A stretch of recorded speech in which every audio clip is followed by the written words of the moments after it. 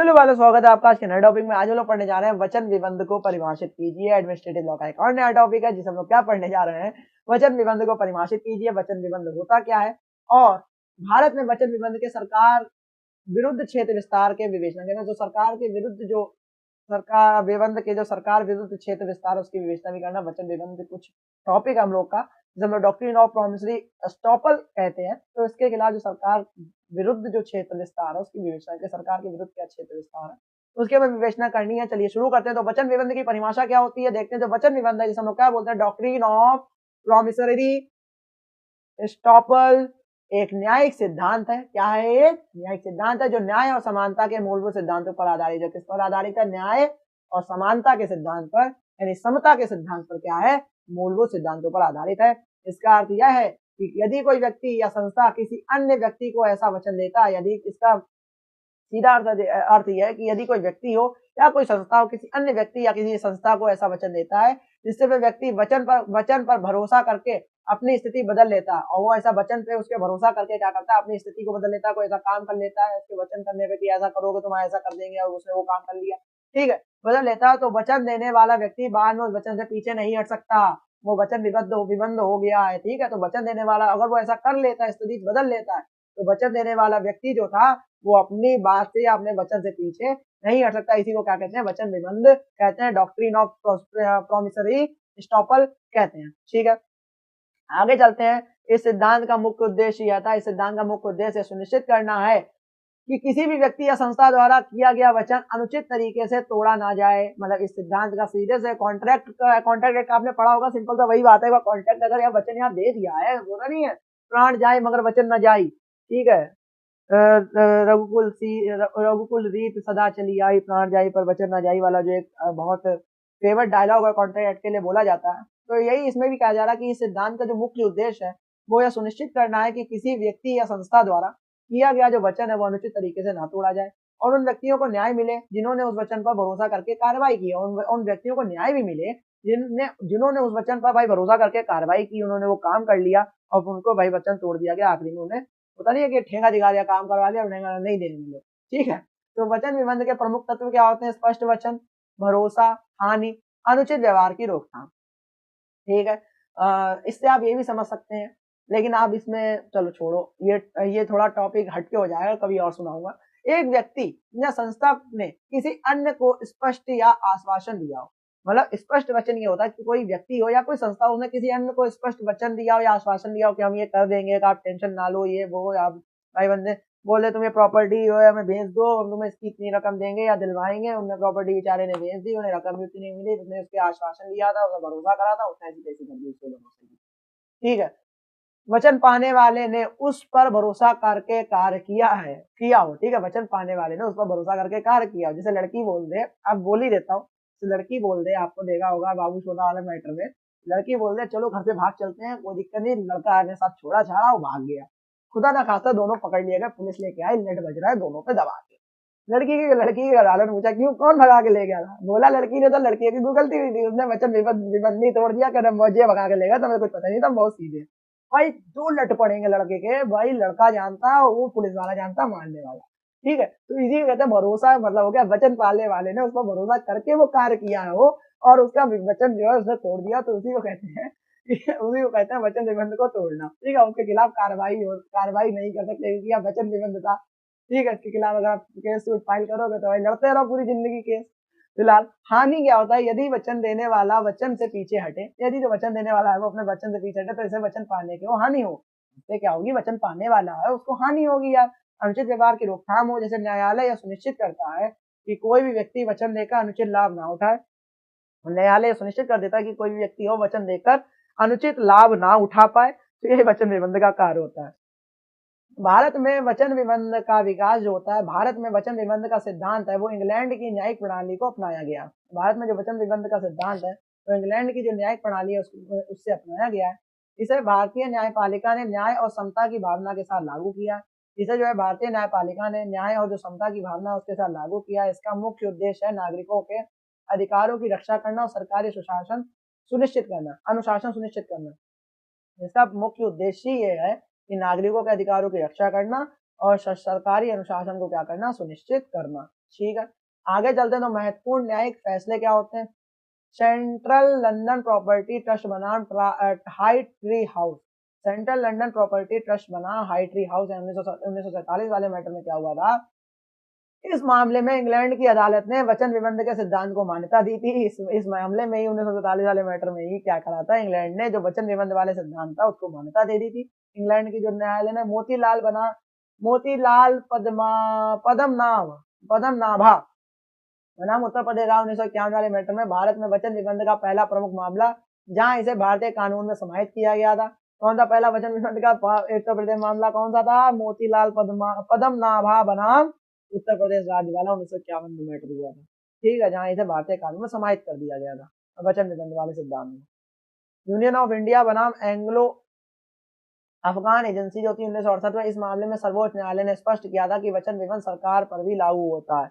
मतलब इसमें union of जो इंडिया बनाम एंग्लो अफगान एजेंसी थी 1968 में, और इस मामले में सर्वोच्च न्यायालय सुप्रीम कोर्ट ने ये लागू कर दिया था या सुनिश्चित कर दिया था कि वचन विबंध है वो सरकार पर भी लागू होता है। खाली ये नहीं इंसानों पर ही लागू हो रहा है, सरकार किसी को कोई वादा कर रही है ये नहीं वो उससे मुकर सकती है। ठीक है, भारत में वचन विबंध का सरकार के विरुद्ध क्षेत्र विस्तार। तो भारत है उनमें वचन विबंध का है जो सरकार के विरुद्ध क्या क्षेत्र विस्तार होता है। वचन विबंध का क्षेत्र विस्तार नागरिक और सरकार के संबंधों में न्याय, जवाबदेही और पारदर्शिता को क्या करता है, प्रोत्साहित करता है। वचन विबंध का जो क्षेत्र विस्तार होता है वो नागरिक और सरकार के संबंधों में न्याय, जवाबदेही और पारदर्शिता को क्या करता है, प्रोत्साहित करता है। सरकार को यह सुनिश्चित करना चाहिए कि उसके द्वारा जो दिए गए वचन या आश्वासन को तोड़ा ना जाए, विशेषकर जब नागरिक उस वचन पर क्या करते हैं, भरोसा करते कार्य कर चुके हो। वचन जो होता है, सिंपल सी बात है, जो वचन है वो वचन निबंधन है वो क्षेत्र का विस्तार है। वो नागरिक और सरकार के संबंधों में जो न्याय होती है, जवाबदेही होती है, पारदर्शिता होती है, उसको प्रोत्साहित करता है। जाहिर सी बात है, सरकार को यह सुनिश्चित करना चाहिए कि उसके द्वारा जो दिए गए वचन है या आश्वासन उसको तोड़ा ना जाए, और विशेषकर जब नागरिक उस वचन पर भरोसा करके कार्य कर चुके हो। ठीक है, आगे चलते हैं। सरकार पर वचन निबंधन का लागू होना। भारत में वचन निबंधन केवल निजी व्यक्तियों तक ही सीमित नहीं है, बल्कि यह सरकार और उसके अधिकारियों पर भी लागू होता है। सरकार के विरुद्ध वचन निबंधन का सिद्धांत निम्नलिखित प्रकार से लागू हो सकता है। मतलब कि जो भारत में जो वचन निबंधन है केवल ये नहीं कि इंडिविजुअल किसी व्यक्तियों पर ही लागू है, ये सरकार पर भी लागू है, और ये सरकार पर भी लागू है, और उसके साथ साथ जो है इसके अधिकारियों पर भी लागू है। और इसके विरुद्ध जो निम्नलिखित सिद्धांत है उसको लागू, मतलब जो निम्नलिखित तरीके वचन निबंध के सिद्धांत है निम्नलिखित प्रकार से लागू किए जा सकते हैं। कैसा, जैसे कि प्रशासनिक अनुबंधों में वचन विबंधन, यानी जो प्रशासनिक अनुबंध होते हैं उसमें वचन विबंधन होता है। सरकार द्वारा जो किए गए अनुबंध होते हैं या दिए गए जो वचन पर अगर भरोसा करके किसी व्यक्ति ने कार्य किया हो और यदि सरकार उस वचन से पीछे हटती हो तो वचन विबंधन का सिद्धांत लागू होता है। मतलब सरकार द्वारा जो किए गए जो अनुबंधन होता है, तो अनुबंध उसने दे दिया या दिए गए जो वचन होते हैं उस पर भरोसा करके किसी व्यक्ति ने कार्य किया हो, यदि सरकार उस वचन से पीछे हटती है तो वचन विबंधन का सिद्धांत लागू हो जाता है। ठीक है, आगे चलते हैं। उदाहरण के रूप में देखेंगे, एंग्लो अफगान एजेंसी केस था। भारत ने सरकार के निर्यातकों, तो भारत ने क्या करा था, सरकार के निर्यातकों थे उनको कुछ प्रोत्साहन देने का वादा किया था, लेकिन बाद में वे इससे लागू करने में विफल रही। बाद में क्या रही, इससे लागू करने में विफल रही। न्यायालय ने सरकार को वचन निबंधन के सिद्धांत के आधार पर वचन का पालन करने का आदेश दे दिया था। न्यायालय ने क्या कहा था, सरकार को वचन विबंध के सिद्धांत के आधार पर वचन का पालन करने का आदेश दे दिया था। क्योंकि एंग्लो अफगान एजेंसी केस में क्या हुआ था, 1968 में भारत ने, सरकार ने निर्यातक जो निर्यात करने वाले थे उनको कुछ प्रोत्साहन देने का वादा किया था कि हम तुम्हें, मतलब होता नहीं है, वो देंगे बोनस, प्रोत्साहन देंगे तुम्हें, लेकिन बाद में वो इस बात से मुकर गया, पैसा तो बचा नहीं, उन्हें पढ़ाया गया, लेकिन उन्हें भाई वचन दिया था या उन लोगों ने तो काम तो वैसे ही किया होगा, जाहिर सी बात है। तुम किसी को कहते हो तुम्हें बोनस देंगे या ये बढ़कर रुपए देंगे, खेल लो गेम हार गए, तो बाद में कह दिया नहीं पैसे नहीं, तो वचन विबंध वहां पे लागू हो जाता है। और न्यायालय में जब ये मैटर गया था तो इस पे क्या हुआ था, वचन विबंध सिद्धांत के आधार पर वचन पालन करने का सरकार को आदेश न्यायालय ने दिया था। नीतिगत वादों में वचन विबंधन, जो नीतिगत वाद होते हैं उसमें वचन विबंधन को देखेंगे तो सरकार द्वारा घोषित नीतियों या योजनाओं पर भरोसा करके नागरिकों का कार्य किया हो। ठीक है, जो सरकार द्वारा जो घोषित नीतियां होती हैं और जो योजनाएं होती हैं उन पर भरोसा करके जो नागरिकों ने कार्य किया हो, तो सरकार उन नीतियों से पीछे हट सकती है, पीछे नहीं हट सकती, सॉरी, मतलब नीतिगत जो वादों में वचन विबंधन होता है, सरकार कोई द्वारा कोई घोषित नीति है, ठीक है, सरकार ने कोई नीति घोषित कर दी, कोई योजना घोषित कर दी, उसको भरोसा करके नागरिक ने कार्य कर दिया हो, अब सरकार उन नीतियों फेरबदल कर दे रही, ये तो हमने कहा ही नहीं था, ये टर्म एंड कंडीशंस थी, तो उनसे वो पीछे उन नीतियों तो पीछे नहीं हट सकती है, उसे वो सब पूरा करना होगा जो उसने लिखा था। उदाहरण के रूप में देखेंगे जो कुमारी शारदा देवी और भारत संघ वाले मैटर में इस मामले में जो सरकारी योजना पर भरोसा करके निवेश किए गए धन को सुरक्षित रखने के लिए न्यायालय ने वचन निबंधन का सिद्धांत लागू किया था। मतलब कोई कुमारी शारदा देवी होंगी, उन्होंने क्या करा होगा, किसी योजना भरोसा करके कुछ पैसे ऐसा इन्वेस्ट कर दिया होगा और उसको उस धन को जो सुरक्षित रखने के लिए क्या करा था, न्यायालय ने वचन निबंध का सिद्धांत लागू कर दिया था सरकार पे जो भी योजना चला रही थी। ठीक है। भूमि अधिग्रहण और वचन निबंधन देखें, मतलब जैसे भूमि अधिग्रहण के मामलों में यदि सरकार ने किसानों या भूमि मालिकों से कोई वचन दिया हो, मतलब जो भूमि अधिग्रहण होता है उसके मामले में ले रहे हैं भूमि, अगर सरकार ने कोई किसान हो गया, कोई भूमि मालिक हो गया, उसको कोई वचन दिया हो और वे उस पर भरोसा करके अपनी संपत्ति भाई छोड़ देते हो कि चलो भाई तुमको कह दे यहाँ पे आपकी भूमि के जमीन के नीचे तेल है, हमें आपकी जमीन चाहिए और हम आपको इसके बदले एक सरकारी नौकरी दे देंगे, फ्लैट दे देंगे, आपके बच्चों को अच्छी शिक्षा दे देंगे, आपने उन पर भरोसा करके छोड़ दिया, सरकारी नौकरी मिली नहीं, बच्चे गरीबी में मर गए और फ्लैट तो छोड़ो फुटपाथ पे आ गए। तो भाई सरकार उस वचन का पालन करना होगा, जाहिर सी बात है, उसको पालन करने के लिए आप न्यायपालिका में जा सकते हैं, वचन निबंधन का सिद्धांत लागू होगा। ठीक है। उदाहरण में देखेंगे तो पीएन कृष्ण मूर्ति बनाम कर्नाटक सरकार को देखेंगे तो भूमि अधिग्रहण में सरकार को वचन निभाने के लिए बाध्य किया गया। तो भूमि अधिग्रहण था उसमें जो सरकार को वचन निभाने के लिए बाध्य किया गया। कर और राजस्व मामलों में वचन निबंधन देखेंगे, सरकार द्वारा कर छूट या प्रोत्साहन की घोषणा की जाती है। सरकार द्वारा क्या होता है, कर छूट और जो प्रोत्साहन है उसकी घोषणा की जाती है और यदि नागरिक इस पर भरोसा करके कार्य करते हैं तो सरकार उस घोषणा से पीछे नहीं हट सकती है। ठीक है। सरकार द्वारा जो कर छूट होती है, टैक्स को छोड़ना, प्रोत्साहन की घोषणा करना, बोनस देंगे, ये देंगे,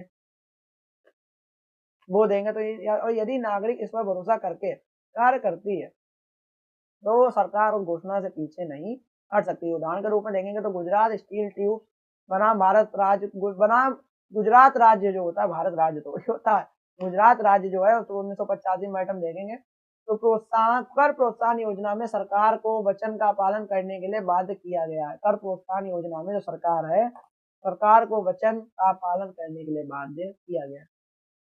सरकार पर वचन निबंधन लागू होने की क्या क्या सीमाएं हैं भाई। वैधानिक प्रावधान है, लोक नीति है, राष्ट्रहित है, अनुचित लाभ है। वैधानिक प्रावधान को देखेंगे तो यदि सरकार का वचन किसी वैधानिक प्रावधान के विपरीत हो तो वचन निबंधन लागू नहीं होगा। यदि कोई सरकार ने वचन दिया हो किसी वैधानिक प्रावधान के विपरीत हो, कोई वैधानिक प्रावधान पहले दिया गया उसके विपरीत हो तो वचन निबंधन लागू ही नहीं होगा। तो कोई वचन कुछ नहीं है, तुमने मेरे पहले rules and regulation, rules of law की धज्जियां उड़ा दी तो कोई वचन नहीं माना जाएगा। लोक नीति देखेंगे तो यदि वचन लोक नीति के खिलाफ हो, कोई लोगों की नीति उसके खिलाफ हो तो यह लागू नहीं होगा। सरकार वचन से पीछे हट सकती है यदि राष्ट्र हित प्रभावित हो रहा हो, सरकार अपने वचन से पीछे हट सकती है अगर राष्ट्र है उसके हित प्रभावित हो रहा है, राष्ट्र के लिए दिक्कत आ रही हो। अनुचित लाभ देखें तो यदि वचन का उद्देश्य अनुचित लाभ उठाना है, यदि कोई वचन है उसका उद्देश्य क्या है, अनुचित लाभ उठाना है, तो वचन निबंधन लागू नहीं होगा। के निष्कर्ष को देखेंगे तो निष्कर्ष कह रहा है आखिरी में कि वचन निबंधन का सिद्धांत भारत में न्यायिक समीक्षा और प्रशासनिक जवाबदेही को सुनिश्चित करता है।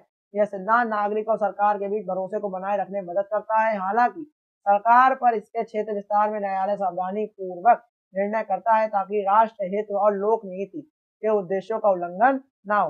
भारत में वचन निबंधन ने न्यायिक व्यवस्था को अधिक न्यायपूर्ण और नागरिक हितकारी बनाया है। ठीक है। तो ये हम लोग का टॉपिक था वचन निबंधन से रिलेटेड और मेरे हिसाब से आपको समझ में आ गया होगा। बहुत इजी टॉपिक था और बहुत बार आने वाले टॉपिक है ये वचन निबंधन। ये छोटे छोटे टॉपिक ही आते हैं एडमिनिस्ट्रेटिव लॉ में, ठीक है, जो बहुत अलग हट के टॉपिक्स होते हैं। डॉक्ट्रिन ऑफ प्रोमिसरी एस्टॉपल आ जाता है, मैंडेमस रिट आ जाती है, परमादेश की रिट आ जाती है, शक्ति पृथक्करण का सिद्धांत आ जाता है, प्रशासनिक विधि क्या होती है वो आ जाती है। जो टॉपिक्स आने वाले टॉपिक्स है आप इन्हें पढ़ के जाना, आपको 3-5 क्वेश्चन लिखने होते हैं बस। तो आप 5 क्वेश्चन इतने अच्छे पढ़ के जाओ तो आपको कोई दिक्कत ही ना, आपके दिमाग में क्वेश्चन चल रहा, आप फ्रेम करो, आप घर चले जाओ बस 3 घंटे बाद। तो ये हम लोग का टॉपिक्स थे, आपको समझ में आ गया होगा मेरे हिसाब से। ऐसी वीडियोस आते रहेंगे, तब तक के लिए जय हिंद, जय भारत।